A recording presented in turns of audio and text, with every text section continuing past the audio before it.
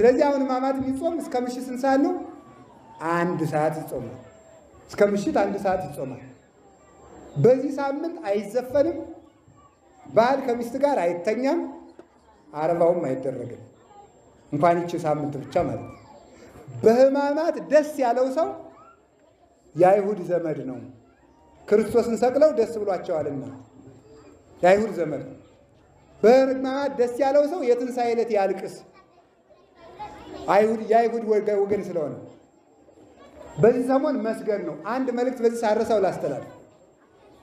በሕማማት ሳምንት በዓል ቢመጣ ይሰገዳል። እሺ፣ ሚካኤል ቢሆን እመቤታችን ብትሆን ባለ እግዚአብሔር ቢሆን ይሰገዳል። በዓሉን እየሻር ነው ሳይሆን በዚህ ሳምንት የሚመጣ በዓል የሚከበረው በስግደት ነው። እየሰማችሁኝ ነው? የዚህ ሳምንት በዓል የሚከበር በምንድን ነው? በስግደት ነው የሚከበረው። በስግደት እያከበር ነው እንጂ እየሻር ነው አይደለም። ስቅለት አብይ በዓል ነው።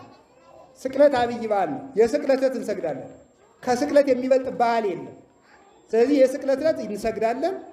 እመቤታችን ናት፣ ባለ እግዚአብሔር ነው። ሚካኤል ባለቤቱ በተሰቀለበት ቀን እዚያ የበለጠ በዓል የለም፣ እንሰግዳለን።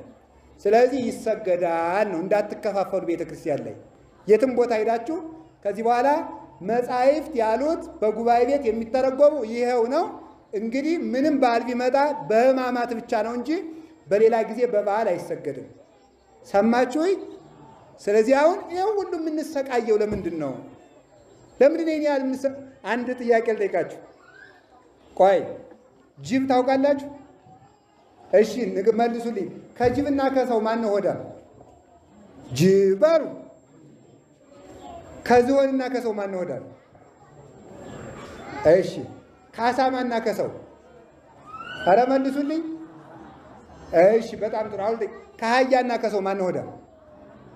ከፈረስና ከሰው በሉ እንጂ። ከግመልና ከሰው ግመል። አሁን ደግሞ አንድ ጥያቄ ልጠይቃችሁ። ከሰውና ከአህያ ማን ነው ጌታ? ሰው በሉ ደግሞ። ከጅብና ከሰው? አቤት። ከአሳማና ከሰው? ከዝሆንና ከሰው? በጣም ጥሩ። አሁን ጌታ ነው ብዙ መብላት ያለበት? አገልጋይ ነው ብዙ መብላት ያለበት? ንገሩኝ እንጂ። ጌታ ነው አገልጋይ ነው ብዙ የሚበላ? አዲያ የአራዊት ጌታ እኛ ከሆን እኮ እነሱ እንዴት በመብል ይበልጡናል? ይህንን ቅዱስ እንጦንስ ነው የተረጎመው። አሁን እንግዲህ በሎጂክ አምናለሁ እንደሚለው እንደዚህ ዘመን ሰው ቢሆን አይ ይሄ ፌር አይደለም፣ እግዚአብሔር አዳልቶብናል። ምክንያቱም እኛ የጅብ ጌታ ከሆን እንዴት ጅብ ከኛ የበለጥ ይበላል ብሎ ይህንን መብት ብሎ ሊሟገትበት ይችላል። ሰው ሲጀል ጅልነት ሁሉ እውቀት ይሆናል።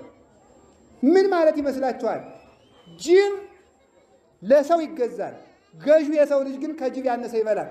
የሰው ክብሩ ሆድ አይደለምና ይላል እንጦንስ። እስኪ በሉ የሰው ክብሩ በሉ። ምን አይደለምና? ሆድ አይደለምና። እኛ ሌላ ክብር ስላለን ለሰማዩ ክብር ስንል የምድሩን እየቀነሰች የምታኖር ቤተ ክርስቲያን አለችን። የሥጋ ፈቃዳችሁን ግዙ፣ ለሐዋርያት ትምህርት ብላችሁ ግዙ። ሐዋርያት ከላይ ሲያነጥፉ እናንተ ከታች አንጥፉ ማለት ሐዋርያት ሲያስተምሯችሁ እናንተ የሥጋ ፈቃዳችሁን ቀንሱ ብሏል። ሥጋችንን ገዝተን ለመዳን ያብቃን። እዚያ ደግሞ ምን አነጠፉለት? የመጨረሻ አንቀጻችን ነው። ዛፍ ምን ናቸው? ዘንባባ። ይሄ ዘንባባ ነው። ይሄ ጫፉ ላይ ይዋጋል አይደል እንዴ? ጫፉ ላይ ይዋጋል። ምንድን ነው? አሸናፊ እግዚአብሔር